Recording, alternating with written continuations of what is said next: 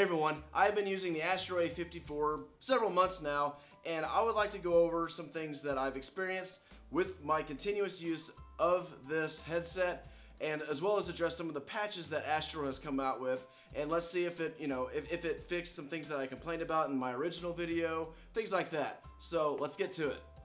The first video that I did, I heavily criticized this mic. I didn't like it at the time. I thought the quality was subpar for the price that you pay for this headset. I hated the mic monitoring. It was, or the lack thereof. I mean, it was there, but it just sucked. I couldn't hear myself even if I had it cranked up all the way. It was just terrible. So, thankfully, Astro came out with a patch. Made the mic sound a lot better. While it's still not the best, and I would like, I wish it did sound better than what it still does. It does sound significantly better than what it was previously. The mic monitor so far is the biggest change. It is so much better. Like, no complaints anymore. As far as the mic goes, I have no complaints. I know I'm getting a lot of heat in my first video of, the mic is fine, blah, blah, blah. Well, you know what? At the time that I did the video, it wasn't. It's better now. There you go. Alright, so now that I said that the mic has been essentially fixed, for my standards, for the most part, I do want to talk about an issue that I've been having with this headset over the past few months that I've used it, and most recently, last night, it was the worst it's ever been. So it keeps dropping signal. I don't know why. I've even moved my charging base, or the mix, or whatever, this, right next to me, literally 6 inches from the headset, and it, with no other wireless interference at all, and it just drops the signal for like maybe 3 to 4 seconds. Last night I was playing Battlegrounds, and within, I don't know, I probably was alive for 20 minutes. I don't know, I died. But throughout that whole round, every 10 to 15 seconds, this damn thing dropped for about 3 seconds. I'm not exaggerating, it was constant the entire time. I don't know why, but it's really freaking frustrating because, if I'm playing if I'm playing a first-person shooter, I can't hear the footsteps or I can't hear the freaking guns. That's not good. And if I'm playing like an RPG and I miss part of the story, I'm gonna be freaking pissed, which it has happened to me.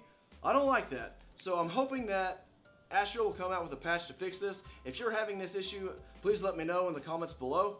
I just like to know if it's me or if there's a design, if there's something wrong with just this line of headset. So I'm actually really pissed. I still love this headset, and I will continue to use this. I still recommend it, but there is a problem with it dropping signal, no matter how close you are. In my previous videos, some of you had questions, comments, concerns about this headset, and I would like to do my best to answer those questions for you. The first one is, did I experience robotic or pixelated sounding voices? No, I didn't personally. I know some people that did, and Astro did come out with a patch that supposedly fixed that. But I never had that issue. A lot of people did in the forums, things like that, and they did come out with a patch, so it should be fixed. Does the new Astro A50 come with a mix amp? Yes, this acts as the mix amp, the wireless base, the charging dock, everything you need works through this little doodad right here. Do you have to use this base to use the headset? Yes, you do.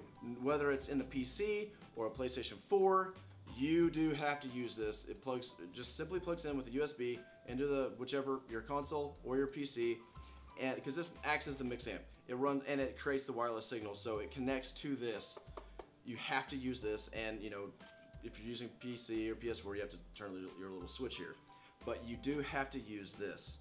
It's not a big deal, and it's if your PlayStation and your PC are not in the same room, it literally takes 2 seconds to just yank the cords out, move it over, and just plug it back in. It's not a big deal to me. I've had to move mine back and forth, so.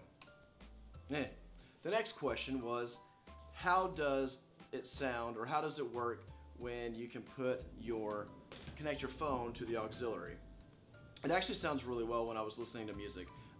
able to play. I was playing Battlefield 1 whenever I was testing this out. I was playing Battlefield 1 while listening to some music on Spotify, and it sounded great. Both of them. The game sounded great, and the music sounded equally great, especially for being on a gaming headset and a virtual surround headset. Normally, the audio or music isn't good, but it sounds it's satisfying, or it's at an acceptable level for listening to music while you play, or if you're on the phone or watching a movie or whatever. It does work well. All right, I'm also asked if the wireless connection is good or bad. I can't really give you a good honest. Well, from my experience, it's not that great. But where my room is, where my office is, it was an addition to my house. So when I go out of that room is an outside wall, and so that blocks the signal. I am able to go into that next room, and it is a big living room next to it, and it does have signal everywhere in that room. But if I go to the next room, which is my kitchen or my bedroom, that's when it starts to drop out a little bit. I can kind of hear some audio and be able to talk to my friends, but if I go too much farther, it's just gonna drop. But the cool thing is, it just comes right back. Like once you get back into range, boom, there it is. It's automatically synced up. You don't have to try and work magic to get it synced back. It's immediate. It's instant. I was also asked if the mod kit is worth the money. Yeah, it is. I do. I have the mod kit. I love the mod kit. It makes a comfortable headset even more comfortable, and it helps isolate that sound.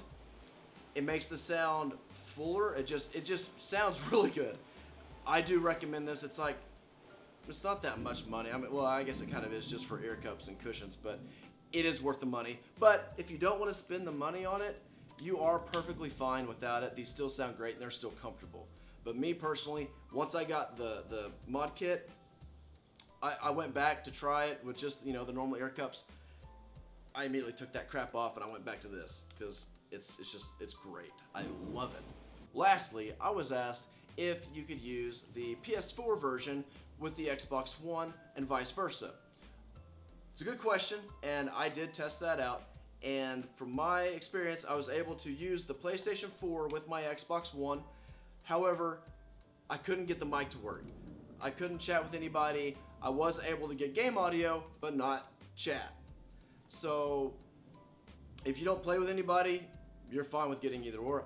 Well, I say that. I did not test the Xbox One headset with a PlayStation 4.